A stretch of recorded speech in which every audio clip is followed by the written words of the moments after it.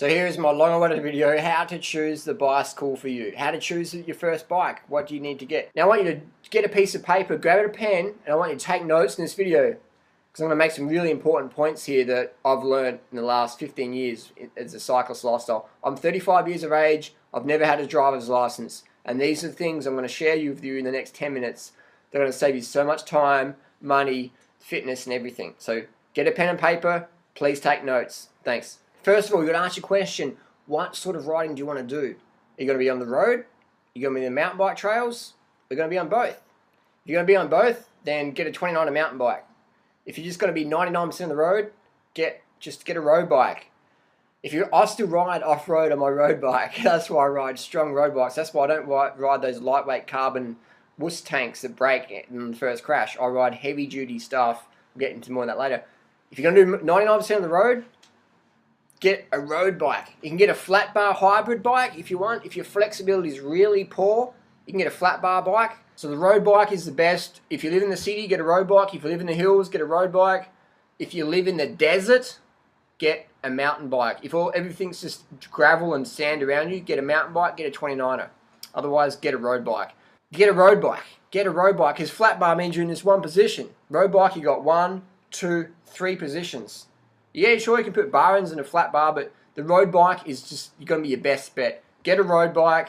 Don't listen to any salesperson that treats you like some moron who can't ride a bike. Get a road bike, and here's the bottom line. Find a bicycle shop that specializes in bike fit. I don't care how light your bike is or how cheap you got it. If it doesn't fucking fit you right, you got ripped off. You wasted your money. You got to get the bike fit. If you're on holiday in some country that doesn't have specialist bike fitting stores, then just buy a $500 road bike or a $600 road bike and cross your fingers it's the right size, and then when you get home you can get a specialist bike fitter to fit you up right. So that's my tip there. Bike fit is the most important thing. Bike fit. You got to have the right bike fit. And then get a whiteout pen. Get a whiteout pen for 50 cents from whoever, Walmart or whatever it's called. Get a whiteout pen and mark your seat post height. Where your height of your seat post is, mark it. Mark the 4.5 position where your seat is, mark that. Mark the angle where your seat is, mark that. Dot your handlebars. So if anything slips in transit or just from riding and wear and tear, you got a reference point to go back to. So many people make the common mistake. They spend all the money. They get a bike fit. They'll fly halfway around the world, go to the bike fit, get the bike fit, and then they'll take the seat post out, go to put it back in, and go, where was the seat post meant to do? Because they didn't have the 50-cent liquid paper pen to mark it with.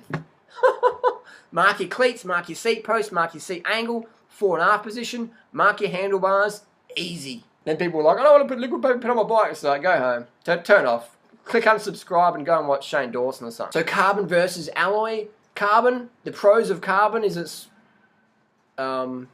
what's the pros of carbon? I guess it sort of looks pretty cool.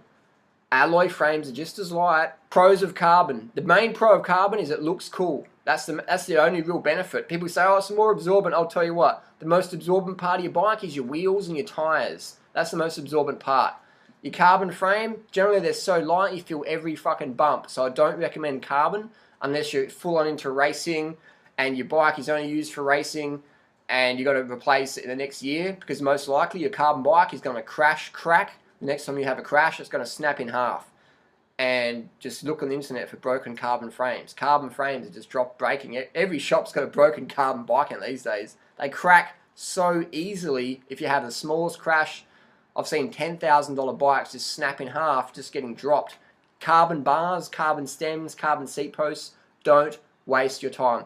Carbon fork steerer, don't waste your time. Get an alloy steerer. Again, if you're riding a bike just for a few months and you're going to replace it, then yeah, spend big bucks on lightweight stuff. That's cool. That's awesome stuff, but it's not durable, it's not strong, and it's not engineered for longevity, and it's not non-recyclable.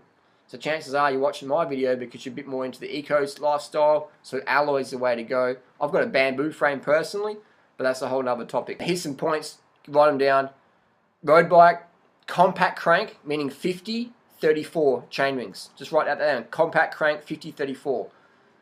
Alloy steerer, mountain bike shoes and mountain bike pedals. A whiteout pen to mark your seat posts. You want alloy bars, alloy stem, alloy seat post, alloy frame. You want wheels where you can get spokes easy. So you don't want pre-built wheels that are like, you know, some sort of wanky carbon rim. Again, they're great things, but if you have a problem with them, they are hard to replace. They're hard to fix. They're expensive to fix. Not all shops can fix them, but if you use a standard spoke configuration, then any shop you travel into can fix your wheel for you. And there's all this thing about lightweight wheels, and I'll tell you what, they're fancy and they're sexy and they're a little bit faster if you're in the Tour de France, but for the rest of us who don't race professionally and we don't need to save 2 seconds over a 40-kilometer time trial, any wheel will do for you, as long as the tyre is pumped up to its optimum pressure and the wheel is straight and doesn't have like a buckle in there. So that's the main thing. So you don't need lightweight wheels. That's just marketing hocus pocus, 1000%. If you can afford them, if you want them, that's cool. You know, that's fine, man. I've used all that lightweight stuff and it's good fun, but it's really not durable, okay? So here we go. Here's a little tour of what we use in our bikes. Okay, this is Freely's bike. Now, you want to have a little saddlebag, and in here you have your glue, you have some patches, little tyre patches. These are the road bike specific, very small, about the size of a dime, the size of your thumbnail. And the secret with the patches is you must let them dry for at least 5 minutes. You glue the patch, you glue the tube, and you let it dry for 5 minutes minimum, and then you stick them together with your thumb like that, hold it for 30 seconds, and then bang. Carry a spare tube, you carry your tyre levers, plastic tyre levers, don't use metal ones, always use plastic because the metal ones can damage your rims. Carry a spare tube, patch kit, little saddlebag that zips up. Seat's a personal choice. Freely uses a race saddle because she's a lightweight girl and she's fit. Most people find a race saddle very comfortable. It's got a little bit of padding but not too much, and it's very thin. You can see it's very narrow, and you want narrow because the fat ones are really ineffective and they're very uncomfortable and can lead to injury. So you want a semi-soft, not too soft, but just slim race saddle, and you want to have it level. See how that's level? We put a spirit level. It's got a little bit of a curve in the middle, but it's level. You still see that? Very level. You don't want it going up or down. You want it level, level. Alloy seat posts. We want alloy seat posts. Carbon seat posts are weak. Carbon seat posts are flexy. You want alloy posts. You want it heavy and strong. It's an alloy frame. Carbon bikes, very fragile. They break very easily. They're great if you're a sponsored rider and you get a new bike every year. Otherwise, go the alloy. And this is a Trek under here, so we've got a lifetime warranty. Pedals, we use the XDR pedal. Very strong pedal, very good bearing system. And the cleat lasts forever. So you can use flat pedals till you get confident, but then eventually get yourself the clipless pedals, very effective. And get the mountain bike shoe. Don't waste time with the road shoe. Road shoes are shit. They're only for racing. You can't walk in them. They're very impractical. They're a little bit lighter, but weight doesn't really matter, because if weight mattered, I wouldn't be smashing people on my 10.5 kilo bamboo flex machine. So bike fit's more important than weight. Always get mountain bike shoes with mountain bike pedals, and you're laughing. Now cranks. We want the compact crank. We want, on the outside it's going to be a 50 chainring. Inside it's going to be a 34. That's what's called a compact crank. It means the chainring's 34 tooth inside, 50 tooth outside. That's what you want. Good cadence on the climbs. On the rear cassette, you want 9-speed or 10-speed, doesn't really matter, but you want the biggest one. You want about a 27, so you can get up anything and stay in a nice, easy gear. 90 RPM, what the pros ride at. People go, I'm not a pro rider. It doesn't fucking matter. High cadence, easy pedaling, up steep climbs, what works. If you're on drugs and EPO, steroids, whatever, or if you're an absolute newbie, high cadence works for you. We don't use carbon rims because carbon rims suck because they break easy. Again, they're great if you're racing and you're in the Tour de France and you're getting free rims every week, but for everyone else, the alloy rim's great because they wear very well and you can recycle them when you finish with them. Brakes, whatever. And the fork, here's the fork. This is a carbon fork down here, but it's got an aluminium centerpiece and it's got an alloy steerer. So this is a steerer tube, this part that goes through here, that's called a steerer tube. And you don't want carbon. If it's carbon, it's going to crack a lot easier in a crash. So you want alloy. Alloy is stronger, alloy is more comfort, absorbs more shock, and it's also a lot stiffer. So alloy steerer is what you want.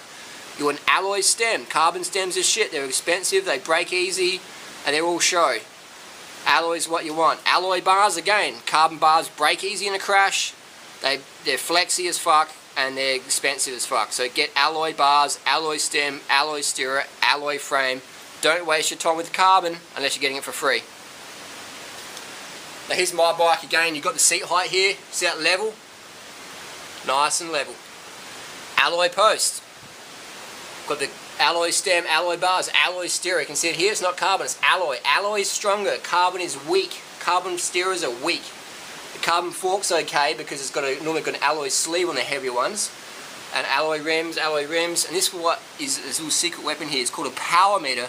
Power meter is the way to train, whether you're a newbie or a professional athlete on the best DPO in the world. The power meter will help you achieve your goals. I'll do another video on that, but the power meter, when you can afford a power meter, get a power meter, and I rate the power tap. That's the best system, it's the lightest. You can take it on and off easy, it's just blah blah blah. Again, mountain bike pedals, just strong. They work well. I've got a compact crank on there, 50 on the outside, and 50 on the outside, 34 on the inside. Easy, easy stuff. And helmets, whatever helmet fits your head the best. Spend whatever it costs to get the helmet that you like the fit of. And these days you got all fancy colours and stuff. Wear a fucking helmet. Don't be a fucking idiot and wear no helmet. Don't be a hipster. Don't be a brain damaged hipster. Okay? Wear your helmet and buckle the fucker up and make sure it fits well. Try on different helmets. They're like socks and shoes. Individual fit. And you can get a little mirror. I mean, I bought this mirror just for touring, but I've left it on because in racing it's such a good thing to have. Because you don't have to go to your shoulder, you can see people's faces in the mirror. So this one's called the Italian bike mirror, and it's on eBay. Look it up. What about tyres? This tyre is made by Specialized. It's called the Specialized Armadillo. It's a very strong tyre, and I've raced Cat 1 on them. So they're very fast, very strong, very strong. Not the cheapest, but very good. And this little valve adapter is a good idea, because if you're at a gas station, you don't have a spare pump, you can use a little valve adapter there. So to undo the valve, you just unscrew it like that, and then give it a little tap, because sometimes it jams, and then you can put the pump on there. So we close that off, because we're not pumping anything up. And stuff to have at home, it's good to have a little Allen key set. You can get like a small multi-tool and take that with you. A floor pump's great. There's a website called Wiggle. You can get this stuff off Wiggle, and you want to have your tyres pumped up on the road bike to at least 110. So we up here, 110, and then you pump up to there. On the side of the tyre will have a rating system, but 110 is most tyres for the road bike. What brand of bikes to use? I wouldn't waste your time with all these European brands that don't offer you any longer than like a 1 or 2 year warranty and charge a, you know, some high flyer price tag for nothing for some product that's inferior. A lot of those top brands are really poor quality. Judge a brand's quality by its warranty on its frame. If the frame is 12 months or 5 years warranty, it's a shit product. If it's got a lifetime guarantee, that means good craftsmanship. Get that bike. Don't waste your time with the crappy 5-year or less warranties. They're disposable bikes, and they're great if you're a professional rider and you're replacing your bike every year for free or whatever. But if you want a bike for longevity, get something with lifetime warranty. Specialized lifetime warranty on the road bikes. Cannondale lifetime warranty. Giant lifetime warranty. Trek lifetime warranty. There's a few other brands out there, but the main four, Specialized, Giant, Trek, Cannondale, I'm a big fan. Lifetime warranty, and they all make quality alloy entry-level road bikes. Now, an entry-level road bike is between $700 and $1,500 really.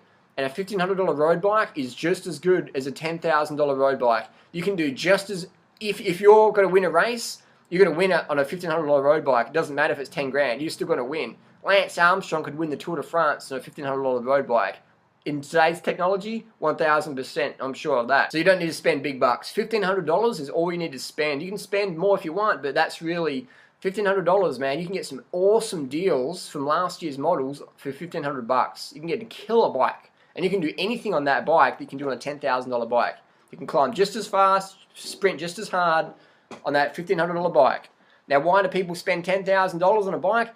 Just because they've got money to burn. That's cool. You know, you've got a fancy bike or whatever, but you don't need it. If you want it, if you can afford it, that's fine, but you don't need it. Don't think that you have to have a 10 grand bike before you can really zoom along, because that's nonsense. I'm riding a 10.5 kilo bike, which is equivalent to maybe a $400 bike in terms of weight wise, and I'm smashing it. I am smashing it on the climbs. So you don't need a super light bike. You need a bike that fits you and that works well with the tires pumped up and the chain clean. That's all you need. A bike that fits and is maintained well. That's all you need. And you're going to need a drink bottle. I use the Camelback. This one's called the Camelback Podium. It's got a great little thing you can turn it off so you can have it in your backpack. It won't leak.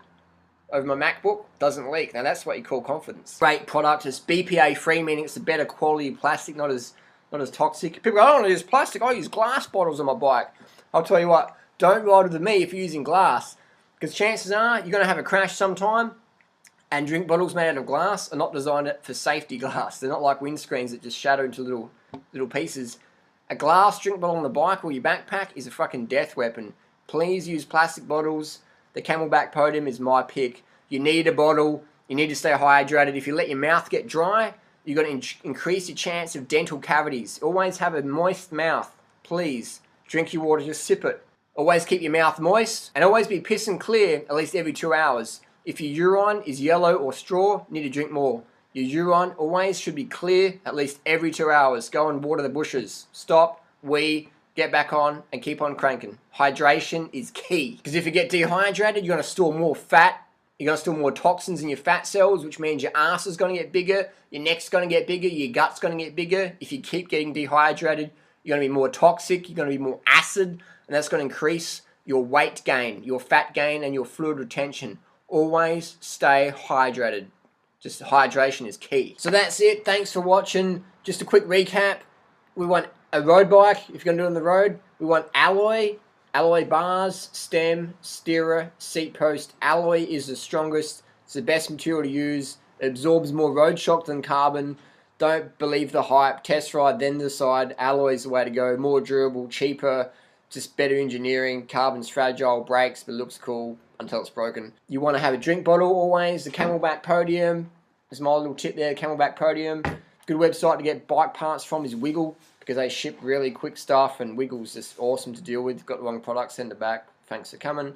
Fantastic, cheap, super cheap, big range, and awesome customer service. That's what you want now, customer service. You want a bike fit. You want a bike that fits you properly, so invest heavily in your local shop who is good at expertising in bicycle fit. Shop around, read on forums. You want the bicycle fit. You want to mark your seat post where your height is. You want to mark your cleats, things like that.